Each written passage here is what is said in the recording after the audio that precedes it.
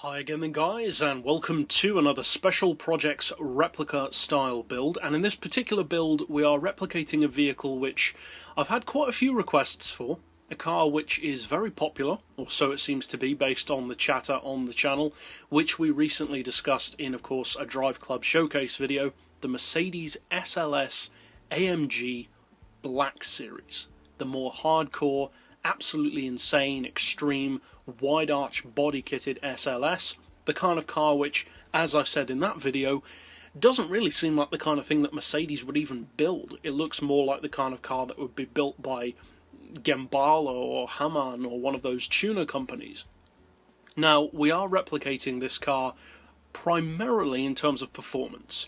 Obviously we've got as close to it as possible with the visual looks, but there's only so far you can go. We can't get the Black Series body kit, so don't expect it to look exactly like it, of course. But as you can see, we have made the closest visual comparison that we can to the Black Series. So we'll go over first of all to the visual tuning garage, then of course over to the mechanical garage, and finally take it out to a track to see how it performs.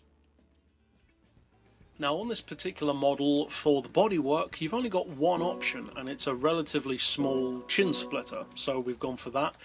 Unlike most of my replicas, I have opted to fit the flat floor on this model. Now you don't have to do that, but the primary reason why I've done so is twofold. One, for the looks, and also to increase the downforce and grip, to make it feel like more of a hardcore SLS.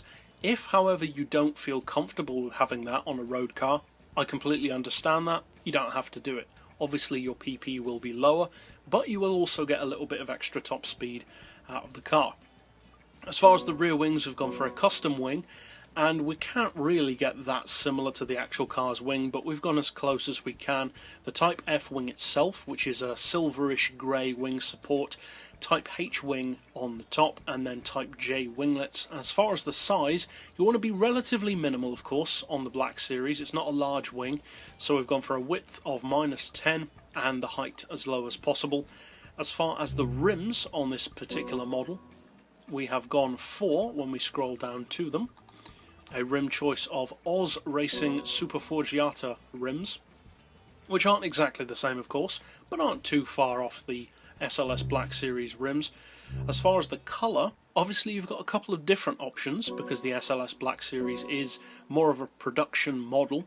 I've opted for a pearlescent colour, and when we scroll down to it, it's obviously this kind of caramel-ish yellow called Giallo Corona, and that comes from the Lamborghini Diablo GT.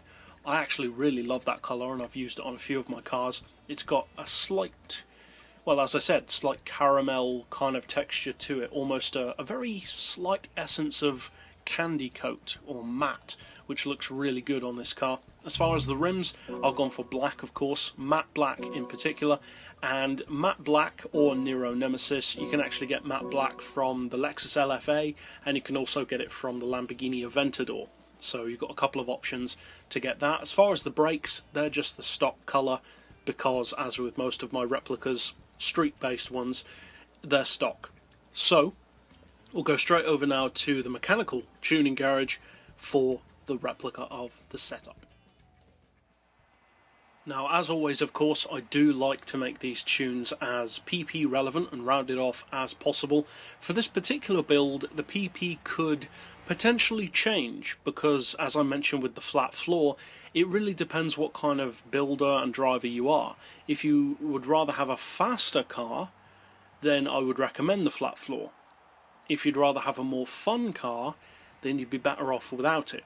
But without it, the PP will be lower. That's not necessarily a bad thing, but obviously it won't have quite as good handling. Again, not necessarily a bad thing. You don't want the car to feel too good. As I mentioned earlier, I did the flat floor primarily for the looks. Now I've gone for sport softs because it is more of a street-based production tune. As I just mentioned, stock brakes for that exact same reason.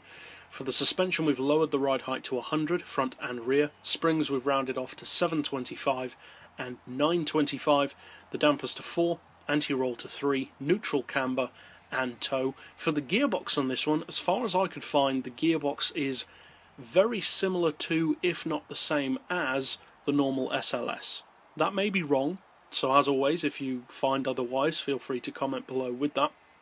As far as the diff, I've gone for an initial torque of 30, acceleration on 40, braking on 20, and just like the brakes, I haven't fitted the clutch, flywheel, or prop shaft. As far as power, the actual car has 622 horsepower, so we do have an oil change on this one. We've gone for a stage 2 engine tune and then reduced the power down to 95.4%. As far as the downforce, we've got that custom wing. I opted to have the downforce as high as possible, but again, you don't have to do that. As far as the weight, you want the stage 1 weight reduction, window weight reduction, and then a 119 kilo ballast, which we've put all the way to the front of the car, and also bringing us to the actual weight of the Black Series of 1550 kilos. Again, according to the specs that I found. So, the flat floor could potentially change the PP, but that's essentially it overall for the mechanical build. Now let's take it out to the GP course version of the Nuremberg Ring to see what kind of changes the build makes.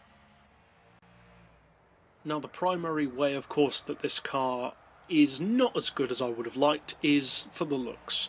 A huge part of the difference with the Black Series is just how much more extreme it looks over the normal SLS. It's far more than just a performance boost. It's in effect a completely different car overall. This is as close to that as we can get, of course, and there's nothing we can currently do about that. I'd say there's a reasonable chance that the Black Series could come to Gran Turismo in the future. I know many of you guys would love that, but as far as performance at least, with or without the flat floor, whichever you decide to go with, it's fun, it's fast, and it at least gives you an idea of what the Black Series could potentially feel like and perform like were it on the game. So, if you do decide to use this replica, obviously I hope you find it fun as always, and potentially competitive in racing as well. And if you'd like to keep up with other tunes, builds, customs, replicas like this, be sure to hit subscribe down below for that. But for now, as always, thanks for watching.